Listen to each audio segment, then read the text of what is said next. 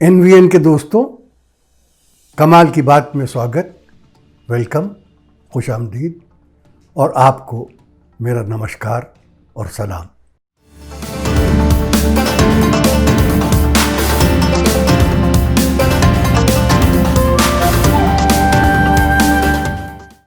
दोस्तों, कमाल की बात यह है कि गोदी मीडिया तो अभी तक इस शौक से बाहर नहीं आ पाया है कि सुशांत सिंह की मौत सुसाइड से कैसे हुई, मर्डर से क्यों नहीं हुई, और उस पर मातम कर रहा है क्योंकि उसका सारा किया धरा जो था वो मिनटों में चौपट हो गया एम्स की रिपोर्ट के बाद।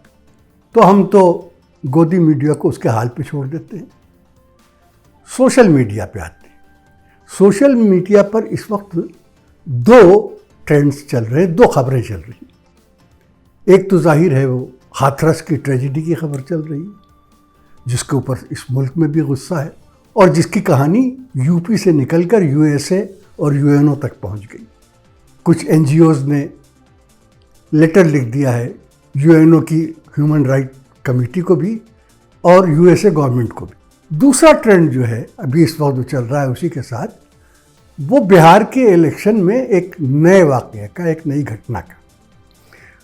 नई घटना यह है कि रामविलास पासवान की लोक जनशक्ति पार्टी एनडीए से बाहर टहल गई है, लेकिन टहली इस तरह से है कि वो बीजेपी को आंख मार के बाहर निकली।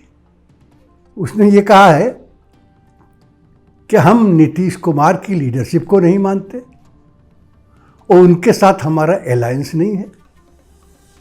हमारा अलायंस तो बीजेपी के साथ है, हम तो मोदी जी को मानते हैं। तो इस तरह से उन्होंने दो कश्तियों में सवारी की है, यानी वो एनडीए के साथ हैं दिल्ली में, सेंटर में, तो उनकी वहाँ पर जो मिनिस्ट्री है वो बची रहेगी, और एनडीए के साथ नहीं है बिहार में तो भी फर्क नहीं पड़ता क्योंकि बीजेपी के साथ तो है। रामविलास पासवान, इसमें दो राय नहीं है कि एक बड़े लीडर हैं। सबसे पहले तो मैं ये बता दूं कि इस वक्त उनकी हालत काफ़ी नाजुक है, हार्ट का बड़ा प्रॉब्लम हुआ है और वो हॉस्पिटल में एडमिट है, और हम दुआ करते हैं कि वो जल्दी से जल्दी अच्छे होकर बाहर आ जाएं। रामविलास पासवान के बारे में कुछ बातें आपको बताएं। रामविलास पासवान से हमारी मुलाकात 1989 में हुई, जब वीपी सिंह साहब जनता दल बनाकर और मैदान में उतरे थे कांग्रेस के खिलाफ। रामविलास पासवान उस वक्त वीपी सिंह के साथ थे। दिल्ली में एक मुलाकात में वीपी सिंह साहब ने हमसे ये कहा कि भाई ये रामविलास पासवान साहब इलेक्शन लड़ रहे हैं, बहुत पॉपुलर लीडर हैं, लेकिन ये चाहते हैं कि इनके इलेक्शन कैंपेन के लिए कोई छोटा मोटा गाना बना दिया जाए जिसे ये कैंपेन में इस्तेमाल करें, तो तुम ज़रा एक गाना को ऐसा रिकॉर्ड करवा दो। तो हम बॉम्बे आए, गाना रिकॉर्ड करवाया और भिजवा दिया। उनके कैंपेन में वो गाना चला भी। रामविलास पासवान इलेक्शन जीत भी गए, गाने की वजह से नहीं, अपनी पॉपुलैरिटी की वजह से। वो फिर वीपी सिंह की गवर्नमेंट में मिनिस्टर भी रहे और रेलवे मिनिस्टर होने की हैसियत से उन्होंने बिहार में खासा काम किया। उनकी जो अपनी कॉन्स्टिट्यूंसी थी हाजीपुर, वहाँ के रेलवे को उन्होंने बहुत डेवलप भी किया। उसके बाद जब वीपी सिंह की सरकार गई, फिर कई प्राइम मिनिस्टर्स आए, गुजराल साहब आए, देवे गौड़ा आए, और उसके बाद होते होते होते ये हुआ कि अटल बिहारी वाजपेयी प्राइम मिनिस्टर बने। प्राइम मिनिस्टर बनने के बाद अटल बिहारी वाजपेयी ने लोकसभा में कॉन्फिडेंस, विश्वास का वोट मांगा। उनकी गवर्नमेंट, 13 दिन पुरानी गवर्नमेंट, एक वोट से हार गई। वो एक वोट किसका था? वो एक वोट था रामविलास पासवान का, क्योंकि उन्होंने कहा था कि हम किसी कम्युनल पार्टी के साथ रह ही नहीं सकते। उसके बाद 2015 में बिहार असेंबली इलेक्शंस हुए, उसमें बीजेपी ने उन्हें साथ लाना चाहा, लेकिन उन्होंने कहा वाह, ये कैसे हो सकता है, जो पार्टी 2002 में गुजरात में इतना भयानक दंगा करा चुकी हो और जिसके हाथों में खून लगा हो, हम उसके साथ कैसे जाएंगे? हम उसके साथ नहीं जा सकते, और वो नहीं गए। लेकिन अब ये सब भूली हुई कहानियाँ हैं, और वो शायर कहता है कि कि याद न कर दिल हंसी भूली हुई कहानियाँ, तो बेहतर यह है कि वो कहानियाँ भूली जाए, क्योंकि अब रामविलास पासवान जी की लोक जनशक्ति पार्टी उनके बेटे चिराग पासवान के हाथ में है। और चिराग पासवान साहब ने ये कहा है कि वो और उनकी पार्टी न तो नीतीश कुमार की लीडरशिप को मानती है, न वो जेडीयू का साथ देगी, लेकिन हम बीजेपी का साथ देंगे। यानी वो ये कहना चाहते थे कि जहाँ कहीं जेडीयू के कैंडिडेट होंगे वहाँ पर हम अपना कैंडिडेट खड़ा कर देंगे उनके वोट काटने के लिए, लेकिन जहाँ कहीं बीजेपी के कैंडिडेट होंगे वहाँ हम अपना कोई कैंडिडेट नहीं खड़ा करेंगे, ताकि बीजेपी की राह में कोई रोड़ा ना। तो ये उन्होंने फैसला किया है। अब एक और बात है, लोक जनशक्ति पार्टी की आज पोजीशन क्या है। लोक जनशक्ति पार्टी का 12-13% वोट था, जो अब घटते घटते 3-4% तक आ गया है। लास्ट असेंबली में उनके पास 2 सीटें थी और वोट शेयर भी बहुत कम हो गया था। तो अब वो उतनी बड़ी पार्टी नहीं है जितनी कल तक थी, लेकिन फिर भी वो अलायंस की पार्टनर तो है। तो अलायंस के पार्टनर होने की वजह से उसका एक अपना जगह है, एक मुकाम है। लेकिन बिहार में उन्होंने ये फैसला क्यों किया? नीतीश कुमार से उनकी लड़ाई सही, लेकिन अलायंस में सब पार्टनर्स एक दूसरे के साथ थोड़ी होते हैं। आप महाराष्ट्र में देख लीजिए, शिवसेना, कांग्रेस और एनसीपी का अलायंस है।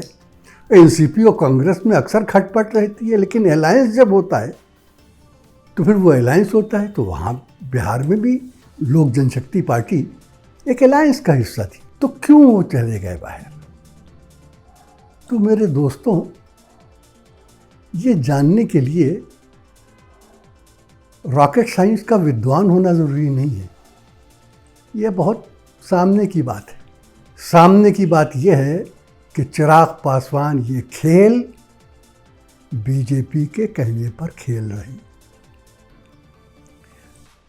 बीजेपी की एक अपनी हिस्ट्री, बीजेपी की हिस्ट्री यह है कि वो जिस भी स्टेट में उसने किसी रीजनल पार्टी से अलायंस किया है, समझौता किया है, वहाँ उसने एक ही काम किया है कि उस पार्टी के कंधों पे पांव रखकर अपना कद ऊंचा किया।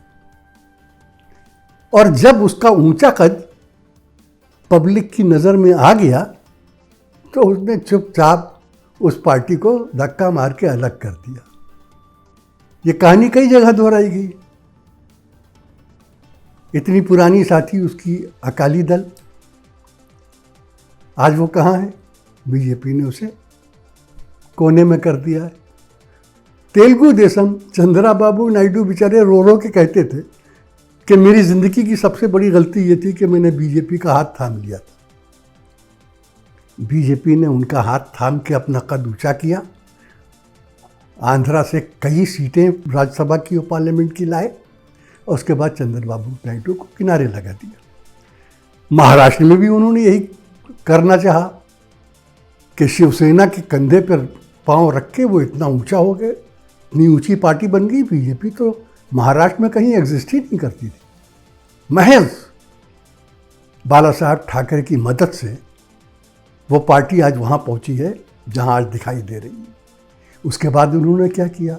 उसके बाद उन्होंने शिवसेना को भी धक्का देना शुरू किया। वो तो कहिए कि शिवसेना की समझ में ये बात आ गई कि ये वो लोग हैं जिनके बारे में कहा जाता है कि हुए तुम दोस्त जिसके दुश्मन उसका आसमां क्यों हो। तो शिवसेना संभल गई और उसने खुद ही अपने आप को इनसे दूर कर दिया, वरना ये इनकी पुरानी हिस्ट्री। अब बिहार में बीजेपी का खेल क्या है? बीजेपी को मजबूरी ये है कि बिहार में उसके पास कोई फेस नहीं। वो ये तजुर्बा करके देख चुकी है कि नरेंद्र मोदी के नाम पर इलेक्शन लड़ा जाए, वो नहीं जीत पाई।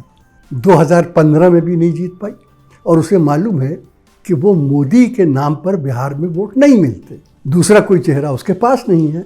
तो ये मजबूरी थी उसकी कि उसने नीतीश कुमार को बड़ा भाई माना था और मोदी जी तक ने ये कहा कि बिहार में तो हमारा चेहरा जो है वो नीतीश कुमार हूँ।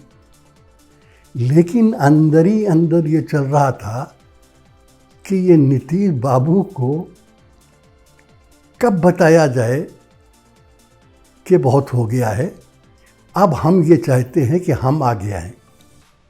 आपको हम बहुत बड़ा भाई मान चुके, लेकिन अब हमारी पार्टी जो है उसको वो रिकॉग्निशन मिलना चाहिए जो उसका हक है। लेकिन अब ये बात कह तो सकती नहीं, तो उसने एक तीर से दो शिकार किए। चिराग पासवान को बांस पे चढ़ाया है और कहा है कि तुम नीतीश कुमार के खिलाफ कैंपेन करो। इसमें क्या होगा कि जाहिर है कि जहाँ जहाँ पर एलजेपी के कैंडिडेट खड़े होंगे, जेडीयू के कैंडिडेट के सामने, वहाँ कुछ न कुछ तो वोट उनके काटेंगे। वो वोट जो काटेंगे वो जेडीयू को नुकसान पहुँचाएंगे। 10-15 सीटों पर भी ऐसा हो गया तो जेडीयू का बड़ा नुकसान हो जाएगा। उसके साथ ही ये भी तय है कि एलजेपी खुद भी ख़त्म हो जाएगी। तो इस तरीके से बीजेपी एक वार में दो सर धड़ से अलग कर देगी, जेडीयू के और एलजेपी के। अब ये बात कितनी कामयाब होती है वो देखने की बात है। वजह उसकी ये है कि इस वक्त बीजेपी के पास कोई नारा नहीं है, कोई स्लोगन नहीं है, कोई ऐसी चीज़ नहीं है जिसे वो इलेक्शन इशू बनाकर लोगों के सामने पेश कर सके। सबका साथ, सबका विकास, सबका विश्वास, वो तो सब हवा में उड़ गया है। बड़ी मुश्किल से ढूंढ ढांड के ये लाए थे सुशांत सिंह राजपूत का इशू। सुशांत सिंह राजपूत के लिए पोस्टर भी बना दिए थे, स्टिकर भी बना दिए थे, ना हम भूले हैं ना हम भूलने देंगे। मगर वो तो सब सारा कुछ भिला दिया एम्स की रिपोर्ट ने, जिसने कहा कि सुशांत सिंह का मर्डर नहीं हुआ था, ये बिल्कुल साफ और खुला हुआ सुसाइड का केस है। तो अब जाहिर है कि वो इशू भी ख़त्म हो गया। अच्छा, मैं ये क्यों कह रहा हूँ कि ये बीजेपी का खेल है? मैं ये इस बिना पर कह रहा हूँ कि चिराग पासवान पिछले कुछ दिनों में कम से कम 5 से 6 बार तक जेपी नड्डा साहब से मिल चुके हैं, जो बीजेपी के चीफ है। और एक मर्तबा ये कहा जाता है कि तमाम बीमारी के बावजूद वो अमित शाह से भी मिले हैं। इसलिए ये जो कर रहे हैं, इन्होंने अचानक जो ऐलान किया है कि वो नीतीश कुमार की लीडरशिप में इलेक्शन नहीं लड़ेंगे, ये साफ इशारा है कि बीजेपी ने उनकी पीठ पर हाथ रखा है। इससे एलजेपी को कितना नुकसान होगा ये आने वाले चंद दिनों में मालूम होगा।